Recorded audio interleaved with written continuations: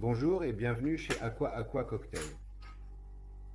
Vous savez qui est Jodo, inconnu au bataillon?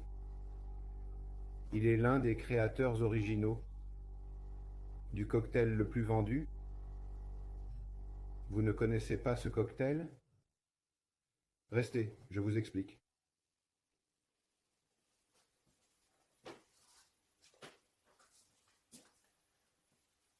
Un peu d'histoire. Retournons en 1898. Guerre hispano-cubaine. Les Espagnols perdent Cuba, les Américains demeurent en tant que force d'occupation. Ils commenceront leur retrait à partir de l'an 1900 jusqu'en 1901 ou 2. Quelques troupes resteront. Américaines sur l'île. Bon. Selon la légende, que un soldat, Joe Edouard, dans un bar américain où se réunissaient officiers et soldats, aux alentours de 1900 à 1902, ce n'est pas très clair, dit au barman, de mélanger le rhum avec un trait de citron vert et du Coca-Cola. Vous connaissez ce cocktail, le Cuba Libre, mais vous direz, Félix, le Cuba Libre n'est pas un cocktail, c'est un mélange. Non.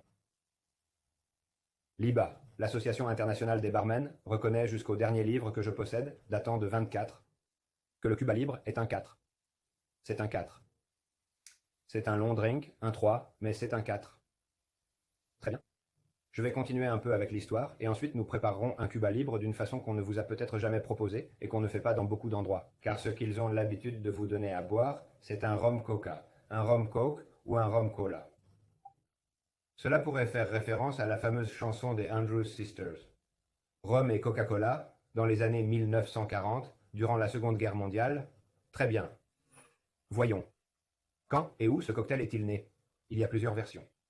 Comme je l'ai déjà dit, on l'attribue à Joe Doe, un soldat qui se trouve au bar Neptuno. C'est rare qu'un soldat soit au bar Mestuno, c'est plutôt pour 2 officiers.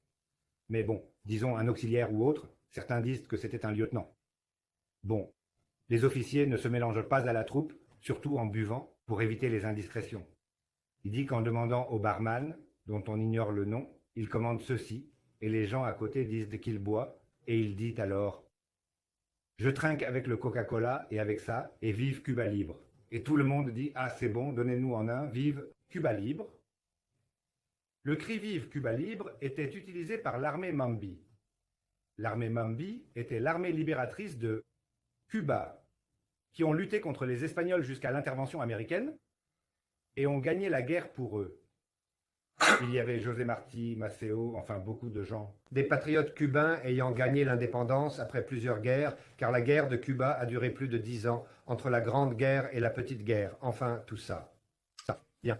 Donc, au bar Nestuno, ce fait arrive, une autre version, et qu'un bar moins connu l'a préparé. Cela vient soutenir la version classique, n'est-ce pas? Il a mélangé du rhum avec du Coca-Cola en disant que c'était l'union, la fusion des 2 pays qui nous ont apporté l'indépendance. C'est une autre histoire des Cubains, de ce qui peut être vrai. Ce que nous possédons, c'est une preuve personnelle évidente, qui a lieu en 1965. Il existe un homme nommé Fausto Rodriguez qui dit que lui a vu naître le cocktail. Il parle d'un capitaine. Russell, nous ne connaissons pas son prénom, seulement son nom de famille. Il était capitaine dans le corps des transmissions de l'armée américaine. J'imagine que lorsque les troupes américaines ont quitté l'île, il est resté un détachement, sans doute une unité de transmission de l'état-major, pour informer le commandement américain. Alors, ce capitaine Russell demande au barman « Pourquoi ne vas-tu pas au daiquiri ?» Et il répond « Le daiquiri est trop acide. Pourquoi ne pas y ajouter un Coca-Cola ?» Car le Coca-Cola venait d'arriver à Cuba. J'expliquerai cela plus tard. J'ai envie d'un Coca-Cola, car nous, Américains, on en boit. Et en mélangeant, le Cuba Libre est né. Bon. Donc, le Cuba Libre dériverait du daiquiri, court, sans sucre, logiquement. Mais le Coca-Cola en contient, avec le Coca-Cola. Il dit aussi qu'il y a un journal en 28 de Mela. qui s'appelait Cuba Libre. Cuba Libre. On parle de 21. Ce que nous savons, grâce au livre de Johnny Viscalante de 15, c'est que le Cuba Libre était déjà servi. On dit que la Florita a été inventée. À Cuba, tout est inventé. Tout a été inventé, mais ce n'est pas vrai. C'est là la brève histoire du Cuba Libre. Mais quand est-il apparu? Il a dû voir le jour à la Havane entre 1900 et 1902. Pourquoi? Parce que le Coca-Cola a commencé à être importé à Cuba en 1900. Pas de bouteilles, c'était en fontaine à soda. En 1902, il y avait des bouteilles. On dit qu'un Anglais l'a aussi apporté. Cela pourrait être vrai, mais en tout cas, jamais avant l'an 1900 et 1902 serait la date butoir. Voici la petite histoire du Cuba Libre. Et si nous préparions un Cuba Libre? Vous vous direz sûrement que c'est une chose bien simple. Et c'est vrai, c'est un cocktail très simple. Nous pouvons travailler de deux manières. D'habitude, nous utilisons nos verres à cocktail, les verres longs, le Collins traditionnel, le tumbler qui fait 10 onces et demi, et aussi les Rockefeller. 12 onces et demi, 12 ou 13 onces. Je vais le réaliser dans le verre Rockefeller. Car c'est tout simplement le verre typique de discothèque. On va enlever ça, même si ça reste là, hein? Bien. Voyons. C'est simple, préparé dans la salle de bain, vous le savez, on ajoute de la glace. On va y mettre de la glace, beaucoup de glace. Le Cuba Libre est un soda, car même si vous le voyez comme une boisson de boîte de nuit, le Cuba Libre est un soda. Citron vert, important. Sans citron vert, ce n'est pas un Cuba Libre. Coupons un citron vert en deux. Ça va? Et nous allons presser environ, la recette officielle de l'IBA indique 10 ml. 10 ml, cela ferait 2 petites cuillères de bar, ou une cuillère. Un demi-petit citron vert représente 10 ml. Nous pressons le citron vert dedans. Le verre avec notre glace. Ça va? D'autres disent aussi.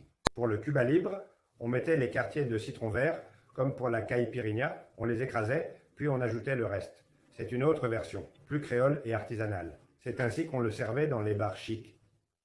Nous avons nos 10 ml de citron vert, ce qui correspond environ à un tiers d'once ou un quart d'once. On dit souvent que le premier Cuba Libre fut fait avec du rhum Bacardi. Oui, c'est possible. Je recommande, si vous le faites, de prendre du rhum Bacardi Carta Oro. Le Carta Oro, d'accord, le doré de Bacardi. Vous pouvez aussi utiliser du 5 ans d'âge, bien sûr. Mais bon, à l'origine, il était censé être fait avec du rhum blanc, hein, ou le Carta Oro, car il faut le vendre, et Bacardi a imposé le Carta Oro. J'ai des publicités de 1912 environ, où il est écrit que le meilleur Cuba Libre se fait avec du blanc ou du Carta Oro. Utilisez un rhum de 3 ans, blanc, Bacardi ou autre, ça marche. Ici, tout rhum blanc convient. Un rhum brun est possible. Le rhum, c'est selon vos goûts. Je prépare la recette originale. Vous voulez y mettre du Brugal, du Fleur de Caña ou du Zapata? Vous pouvez y mettre ce que vous voulez, d'accord? Mais le vrai Cuba Libre se fait avec du rhum blanc. 2 onces. C'est bien. Nous avons le rhum, nous avons le citron vert, nous pouvons remuer. Ce n'est pas nécessaire. Et maintenant, nous allons servir le Coca-Cola. Quelle quantité de Coca-Cola faut-il servir? Si vous le servez comme un cubata, vous verseriez le Coca-Cola et laisseriez la bouteille à côté. Mais s'il s'agit d'un cocktail, nous allons le servir à table ou au bar. Il est déjà préparé. Nous allons donc utiliser approximativement 4 onces de coca. C'est environ un peu plus d'un demi-bouchon de cola. On remue sans trop perdre la pression. Et on décore.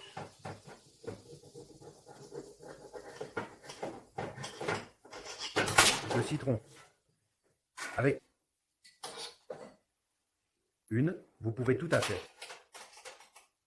Une petite rondelle de citron vert ou bien ce que je fais souvent. Car c'est très bien pour aromatiser le cocktail. Prenez un économe et sortez un zeste de citron.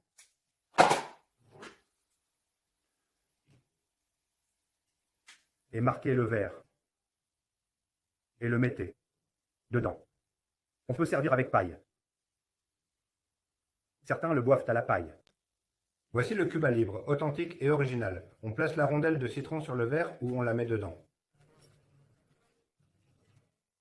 Je recommande de la mettre à l'intérieur. Et le zeste, il est important de bien mélanger le cocktail. Voilà, c'est une petite histoire du Cuba Libre. Un cocktail que, comme vous le verrez, beaucoup de gens prennent à la légère. Comme si ce n'était pas un cocktail, comme si c'était juste un mélange. On les appelle aussi comme ça. Eh bien non, c'est un cocktail. Et l'IBA le reconnaît. Jusqu'à sa toute dernière version de 2024. Merci, j'espère que la vidéo vous plaira. Elle est simple, mais je voulais clarifier l'histoire du Cuba Libre car il y a beaucoup de confusion. En le goûtant, vous verrez qu'il est différent de celui de la discothèque. Il n'a pas le même goût. Eh bien voilà, j'espère que vous vous abonnerez et merci beaucoup pour tout. Prochainement, je mettrai en ligne une vidéo répondant à une demande de cocktail au whisky. Nous n'avons fait aucun cocktail au whisky. Nous allons en préparer un. D'un célèbre mais peu connu, et je suis sûr que ça va vous plaire. Merci beaucoup, restez debout.